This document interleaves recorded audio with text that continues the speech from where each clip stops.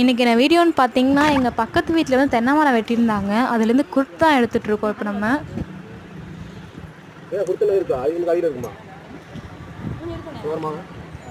இது பார்த்திங்கன்னா இதில் குட்டி குட்டி பாளையங்கள்லாம் இருக்கும். அதுவும் நல்லா டேஸ்ட்டாக இருக்கும். அதே மாதிரி பார்த்திங்கன்னா இதுதான் வந்து இந்த இதோட அடிக்குருத்து. இது ரொம்ப இனிப்பாக இருக்கும் சாப்பிட்றதுக்கு. இது சாப்பிட்றது ரொம்ப டேஸ்ட்டாகவும் இருக்கும். இதில் பார்த்திங்கன்னா இந்த மாதிரி சின்ன சின்ன ஓலைங்கள் இருக்கும். அதாவது குருத்து ஓலை இருக்கும். அது ரொம்ப டேஸ்ட்டாகவே இருக்கும். நல்லா இனிப்பாகவும் இருக்கும்.